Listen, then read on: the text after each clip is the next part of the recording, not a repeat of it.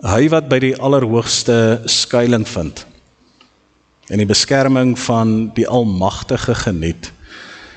Hy sê vir die Here, U is my toevlug en my veilige vesting. My God, op wie ek my veilige vesting. My God, op wie ek vertrou.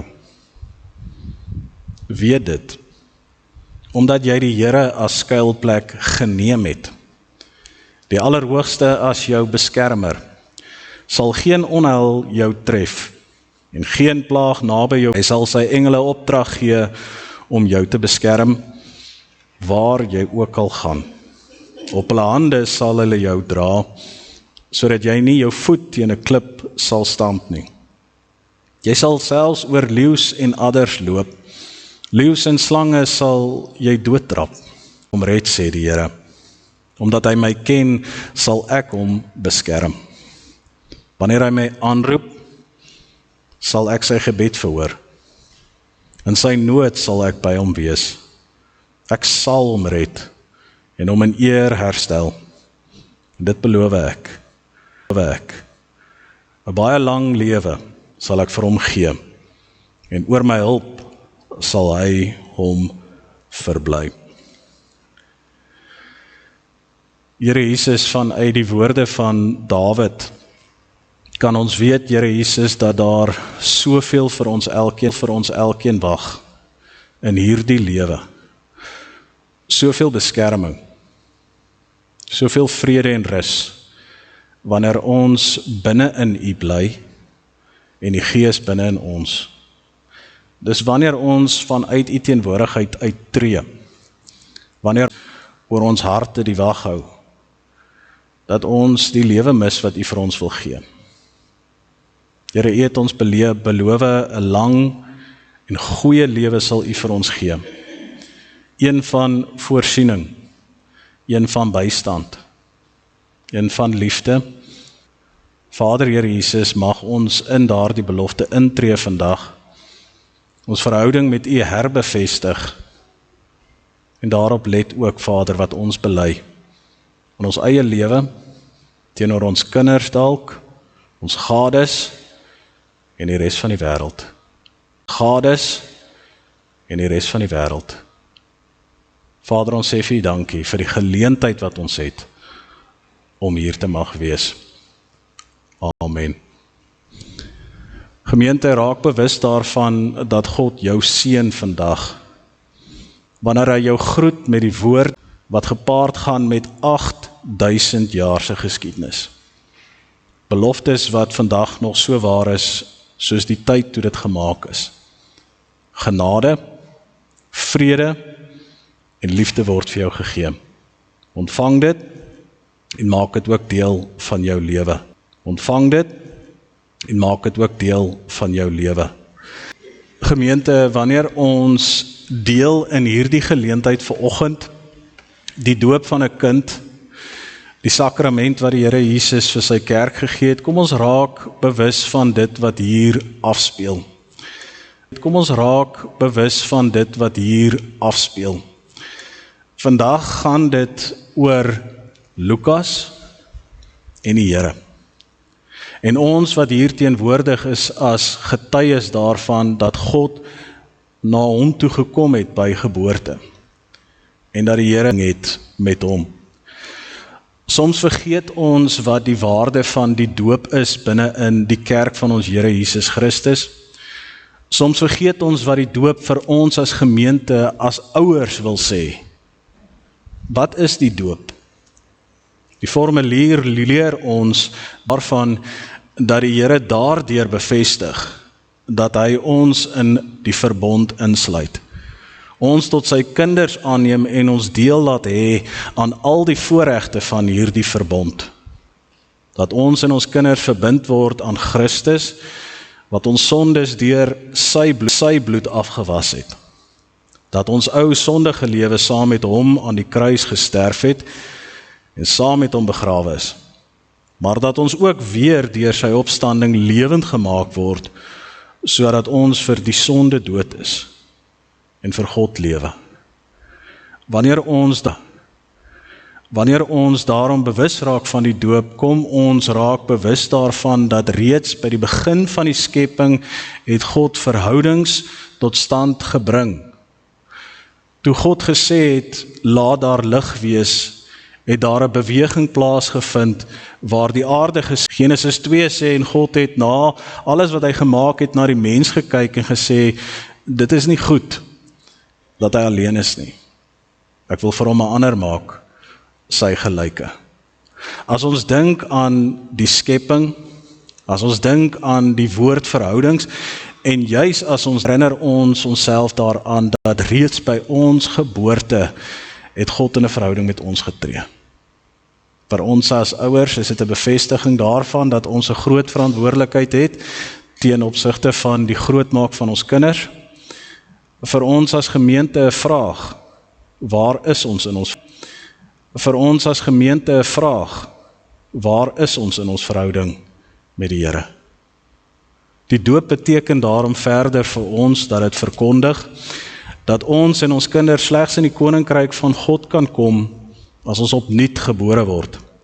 Dat die doop 'n seël is van die in Christus en ons verplig om as lewende lidmate te leef. Dat ons as gedooptes die Here uit dankbaarheid met ons hele wese moet lief hê, dat ons hom moet vertrou en ons moet hom dien. Dat die Here ons deur hierdie sakrament verseker dat hy deur sy Gees in ons regeer, dat ons hoe langer, hoe meer sy beeld vertoon. Dit wat ons in deel vanoggend met die doop van klein Lukas, is 'n openlike getuienis van die heiligheid waarin ons deel. Soos wat ons die naam van God die Vader gaan uitspreek, so raak ons bewus daarvan dat God beloof om hom te beskerm.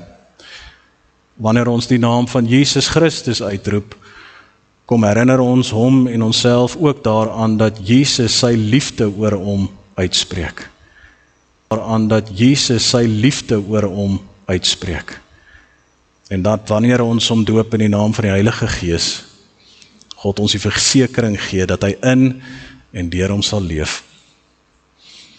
Bartlou, jy en Bianca het nou gehoor waaroor die doop gaan en ek wil julle geleentheid gee om vorentoe te kom saam met klein Sion. Ek weet hy het gevra, hy wil ook hier voorkom staan en hy is meer as welkom. Wanneer julle dink aan die doop vandag en julle bring vir my net so Lukas so 'n klein bietjie nader, sê ek weer wat ek in die begin gesê het en wat ek vir julle oorlede. Dit wat hier gebeur is heilig. Ek kry net die voorreg om die naam uit te spreek, maar dit het niks met my te doen nie. Dit het niks met julle te doen nie. Dit het alles te doen met God en Lukas. So daarom, wanneer ons vandag vir Lukas kom doop, kom doop ons hom in die naam van die Vader. Ons kom doop hom in die naam van Jesus Christus, en ons kom doop hom in die naam van die Heilige Gees. Here Jesus, dankie dat ons saam met hierdie familie kan deel in hierdie geleentheid. Baie dankie dat ons op 'n sigbare manier kan sien hoe U Vader 'n verhouding met ons bewerkstellig en vir ons die belofte gee dat reeds van ons geboorte af ons as ouers 'n ferme herinnering wees dat ons 'n groot taak op ons ook het om ons kinders groot te maak en hulle te herinner aan hierdie verhouding. Wees met klein Lukas, maak hom sterk. Gees van God, leef deur hom. Wys vir hom 'n lewe, Vader, wat U vir ons elkeen beloof.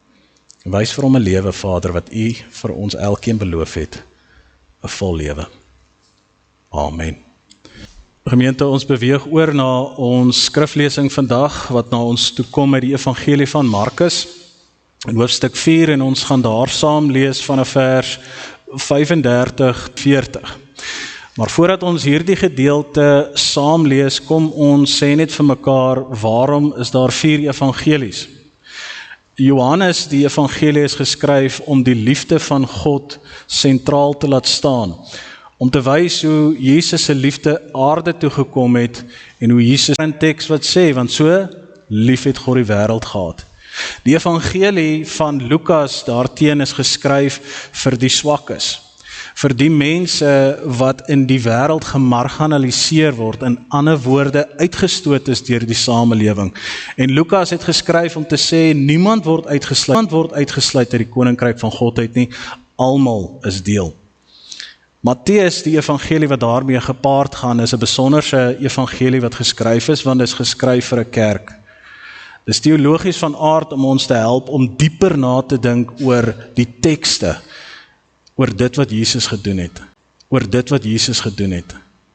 En dan kom ons by Markus, vermoedelik die eerste evangelie wat geskryf is. En ons het nodig om vir mekaar te vra, wat wil Markus by sy gehoor by ons tuis bring? Gemeente, soos wat ons sal lees vanuit hier, in die wêreld sal daar twee groepe mense wees. Daar sal die wees wat vashou aan Jesus Christus, en deur die storms van die lewe kan kom wanneer hulle opdaag, en daar sal die wees wat nie in Jesus Christus gewortel is nie, wat dalk, ons is nie heeltemal seker in hierdie wêreld. Aan watter kant bevind jy jouself? Aan die kant van geloof of ongeloof? Ons lees saam wat in Markus 4 staan en dan berei ons onsself voor dat die Heilige Gees vir ons die woord sal oopbreek. Vers 35 sal oopbreek. Vers 35. Laat daardie middag sê Jesus vir sy disippels, kom ons vaar oorkant toe. Hulle het toe die mense wat daar was, daar laat bly en hom saamgeneem in die skuit waarin hy gesit het. Onthou, voor hierdie woorde, voor hierdie gedeelte weet ons, Jesus het die skare geleer oor die wet, oor die interpretasie daarvan, oor hoe God die woord interpreteer, sodat mense dit kan gaan gehad. Ons lees verder, saam op daardie water was daar nog ander skuite by. 'n tekskritiese nota wat ek wil hê moet onderstreep in jou gedagtes. Vers 37 begin die verhaal. Skielik het daar 'n groot storm losgebars. En die golwe het in die skuit geslaan, sodat die skuit al begin vol word het. En Jesus het op die bank in die agtersteewe gelê en geslaap. Hulle maak wakker en sê vir hom, leermeester, gee u dan nie om dat ons vergaan nie? En toe staan hy op en bestraf die wind en sê vir die see, hou op, bedaar. Kernwoorde, toe staan hy in die see en sê, hou op, bedaar. Die wind het gaan lê en daar het groot stilte gekom. En toe sê hy vir hulle, waarom is julle bang? Het julle dan nie geloof nie? Hulle is met groot en het vir mekaar gesê, wie kan hy tog wees, dat selfs die wind en die see hom gehoorsaam? Ons fokus vandag op vers 36 wat onderstreep was. Daar was nog ander skuite by. Soos wat ons diep nadink aan hierdie woorde, kom ons vra die Here om die woord vir ons elkeen oop te breek. Here Jesus, dit is wat die woord met ons elkeen doen. Dit nooi te lees. Deur u Gees nooi u ons uit om dit 'n tweede keer te lees en te vra, wat wil u vir ons sê? En is deur die Heilige Gees waar u vir ons woorde wat vir ons algemeen bekend lyk, oopbreek, waar u ons help om stil te staan by sekere gebeurtenisse en om te vra, waarom sou Lukas dit geskryf het? Wat wil hy tuisbring by sy gehoor? Wat wil hy sê? By sy gehoor, wat wil hy sê? Meer nog, wat wil hy met hulle hoor? Wat moet hulle beleef? En wat moet hulle dalk verander in hulle lewe? Woorde het 'n manier om krag te dra. Woorde het 'n manier om beweging tot stand te bring. In hierdie teksgedeelte het 'n manier om die storms binne in ons te laat bedaar.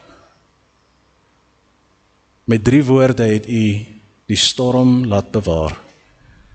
En ons, Here Jesus, deur U woord te herhaal in ons lewe, daarop te mediteer op 'n daaglikse basis, Here, dra krag. Mag ons dit onthou. Vader, ons kom nederig voor U. Ons kom plaas onsself onder die gewig van U woord. Ons kom kniel by die kruis en ons vra, Here, kom praat met ons. Ons wil graag luister. Amen. Gemeente, wanneer ek die woordverkondiging begin, dan begin ek dit met 'n eenvoudige beeld op die skerm wat ek dink ons elkeen dalk in ons eie geestelike lewe nasmag. Wie van ons wat hierso sit vandag het nie 'n behoefte om in die stilte en in die rustigheid van die lewe te verkeer nie? Hoeveel van ons het dalk nie 'n behoefte om in hierdie lewe te sien hoe ons kan seil en die mooi van die lewe te kan ervaar en om in hierdie wêreld te kan sê dis pragtig om te leef nie? Ek wil veronderstel ek is nie die enigste een wat dit ook wil hê nie. Maar as ons kyk na die samelewing en ons kom kyk wat die teks ook by ons kom tuisbring, dan kom kyk ons na 'n beeld soos hierdie in Markus 4. Is om te vra, wat sê hierdie beeld vir jou? Nie vir my nie, wat sê dit vir jou?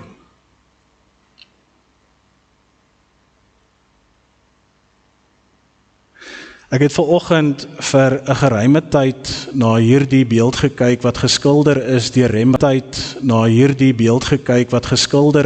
Rembrandt. 'n skildery wat vermoedelik gesteel is in die vroeë 1990s en wat verdwyn het vanuit 'n kunsgalery. Maar gelukkig 'n skildery wat afgeneem is en waaroor ons kan reflekteer vandag. Dit laat my so dink aan Markus 4, waar ons sien hoe daar 'n skildery afgeneem is wat ons as gehoor van nader af moet bestudeer. As jy sal jy sien dat Rembrandt 2 soorte beelde wil kom uitbeeld. Aan die een kant sê Rembrandt, kyk na die mense wat besig is om te vrees vir hulle lewe. As jy mooi kyk, sal jy sien aan die onderkant is daar een wat gryp na die mas, wat besig is om te vrees.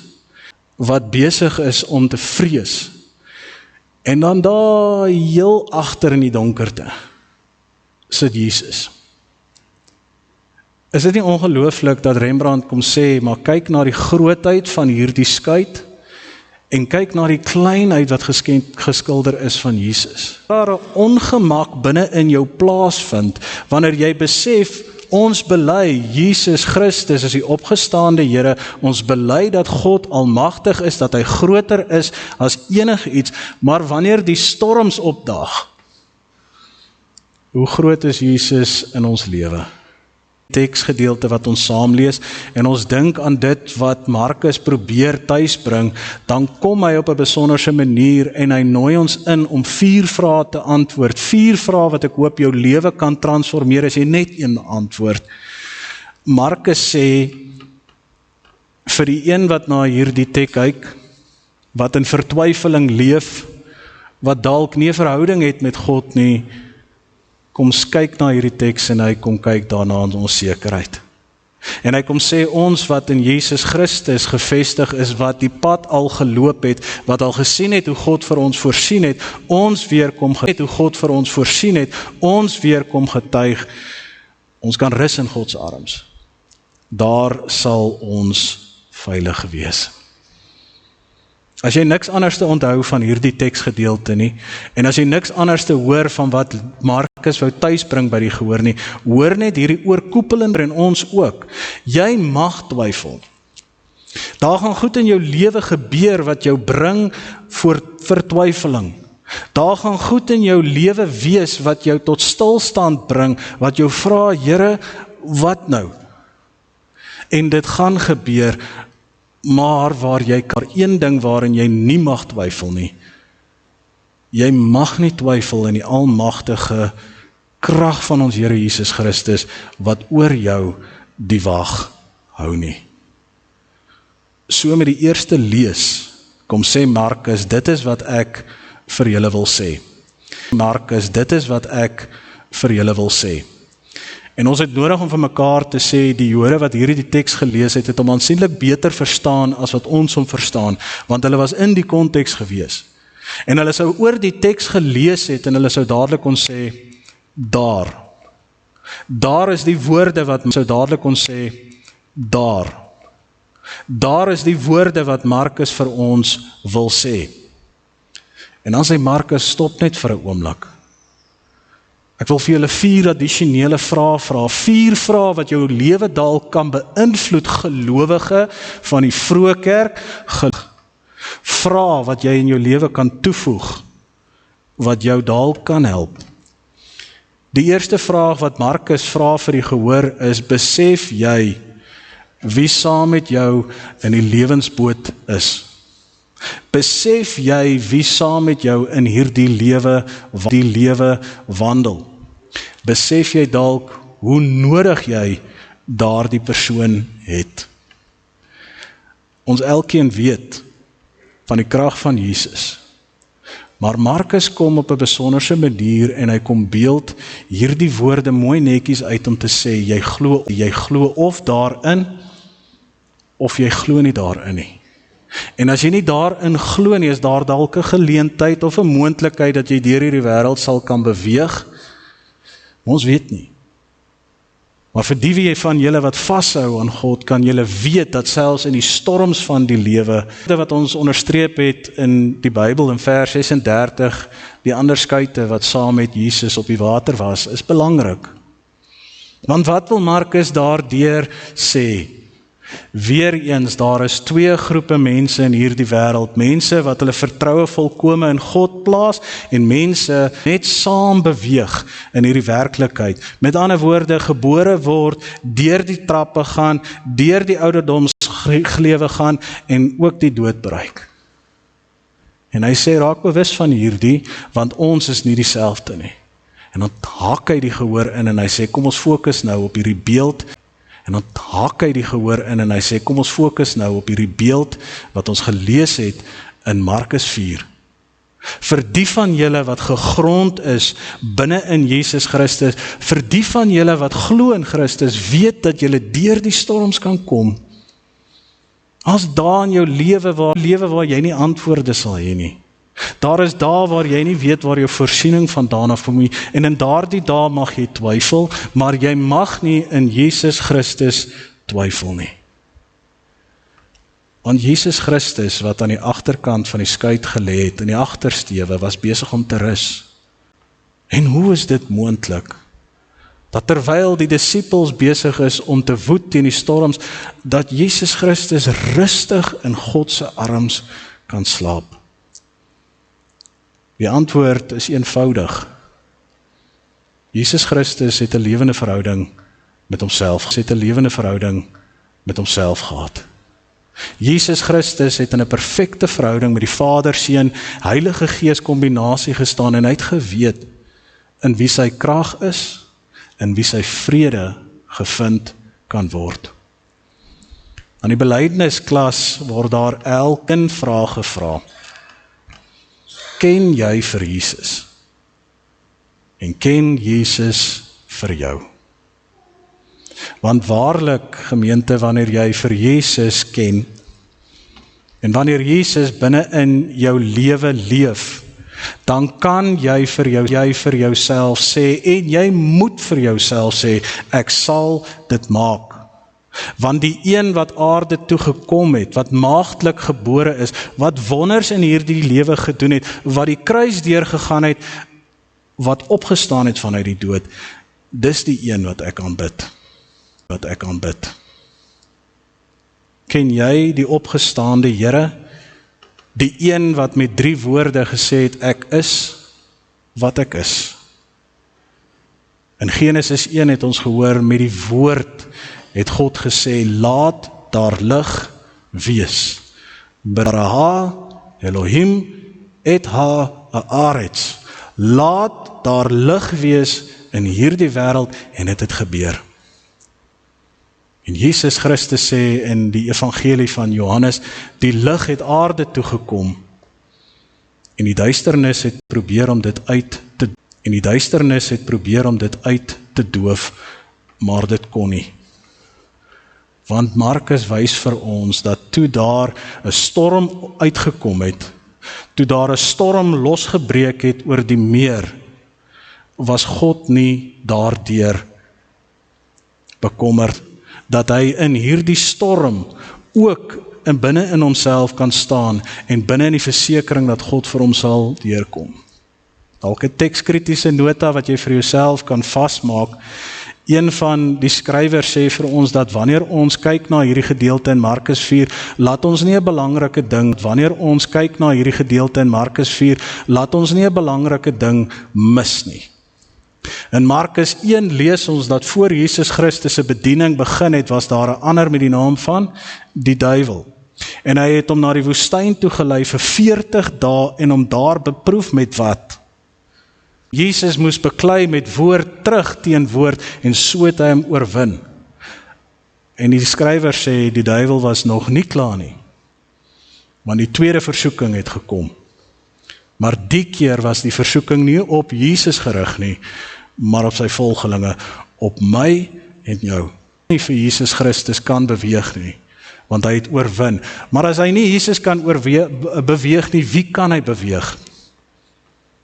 Vir my en vir jou. En dit bring ons by die vraag wat ons vir mekaar weer vra, ken ons vir Jesus en ken Jesus vir ons?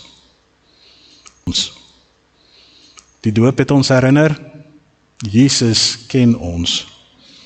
En soos wat ons groot word in hierdie lewe, het ons nodig om ons verstaan van Jesus Christus uit te bou en in 'n lewende verhouding met hom te kan staan.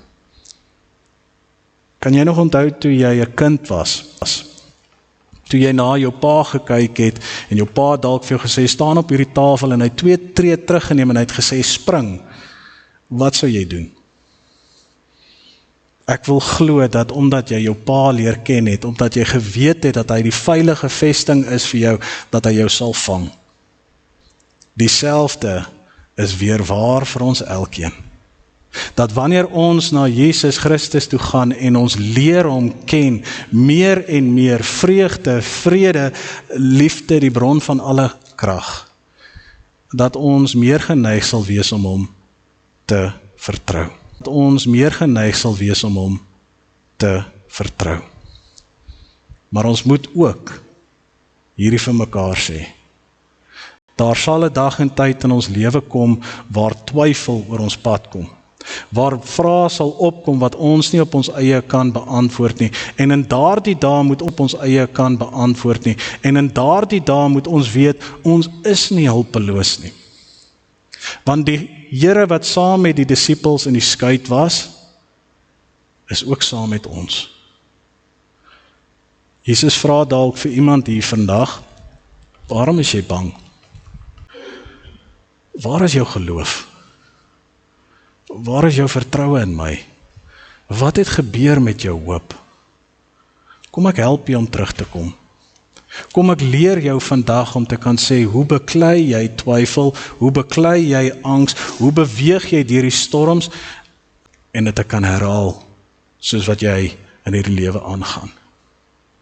Iemand het dit so mooi gesê, hulle sê, ek dink dit was Einstein wat gesê het, as jy insanity is doing the same thing over and over and expecting a different result. Dit is expecting a different result. Dit is soos iemand wat dink as hy teen die muur gaan vasloop en weer teen hom vasloop, dat daar 'n deur gaan kom. As jy in hierdie lewe anders te wil leef, as jy in hierdie lewe met vreugde en liefde wil leef wanneer jy nie verteenwoordig nie, het jy nodig om anders te kyk en anders te praat. En hier is die ding. Wanneer jy genoegsaam die woorde hoor, en wanneer jy dit genoegsaam herhaal, dan begin jy dit glo. Maak dit sin? Ek was 13 jaar in die lewe. Ek word 39 in Maart, en daardie woorde definieer nog steeds 'n groot deel van my. Woorde van, hou net aan. In 'n tyd toe daar nie uitkoms vir my gelyk het, daar was nie. Vandag nog bou ek my lewe daarom. Ouer, wat sê jy vir jou kinders? Ouers, wat sien jou kinders in jou optrede? Vriende, wat sien jou vriende by jou? Wat hoor hulle van jou? Wat se impak het dit in hulle? Besigheidsman, vrou van God, voorloper, watter effek het die woorde wat jy konstant herhaal op jou gemoedstoestand? Oor die einde van die maand, is daar 'n verwagting of is daar vrees? Beklei woord en verander die werklikheid. Daar is 'n interessante studie gedoen rondom die vraagstuk van vrees, bekommernis en angs. En die studie het daaroor gegaan om te sê, maar dit maak regtig nie vir ons sin nie, want tot en met die ouderdom van 17, is daar regtig baie min goed waaroor ons bekommerd is. Tot en met die ouderdom van 17. Tot en met die ouderdom van adolessensie. Maar dan beweeg ons oor tot en met volwassenheid. En dan beweeg ons oor tot en met volwassenheid. En die laaste gedeelte van ons brein wat ons noem die frontale lob word klaar ontwikkel en dan kom vrees tot stand. Waar kom dit tot stand? Watter effek het dit as dit nie uitgewis word? Groep rotte. En wat hulle gedoen het was, hulle het die lekker reuk gevat van hierdie kersie blomme. En elke keer as die rot nader gekom het, het hulle hom geskok. En soos wat jy kan dink, kort voorlank as hy daar die kersie blommetjie gesien het, het hy teruggetree. Maar generasies daarna is gebore. En binne in hulle het hulle geweet, dat as hulle 'n kersie blom sien, dat hulle nog steeds nie nader aan dit moet kom nie. Die effek van oorgedrade vrees en bekommernis. Ek en jy sit vandag hier, en daar mag dalk goed in ons lewe wees wat nie reg is nie, en ek ken jou nie. Ek weet nie wat in jou lewe aangaan nie, maar die Gees ken jou.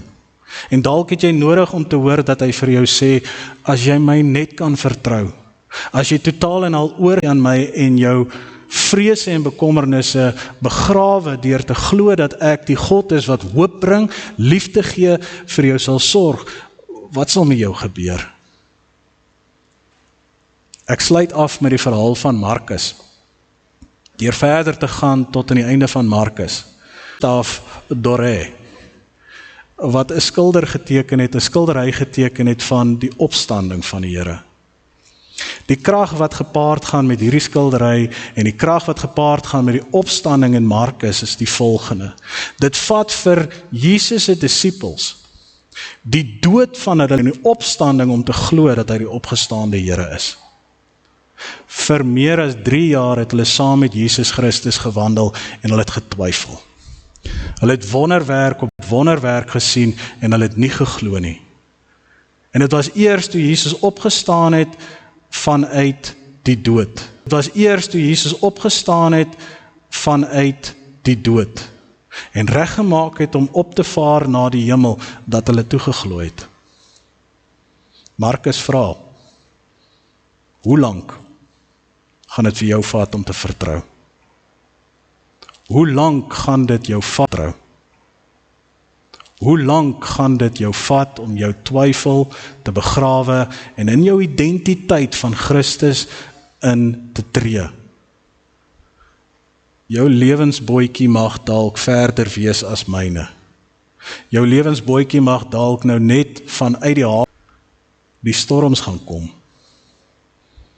En binne in daardie oomblikke sal die antwoord kom. Is my vertroue in God of ken ek hom nie? Mag ons die Here daadwerklik leer ken, en mag ons daagliks by hom kom rus, sodat hy saam met ons kan gaan. Ons bid saam.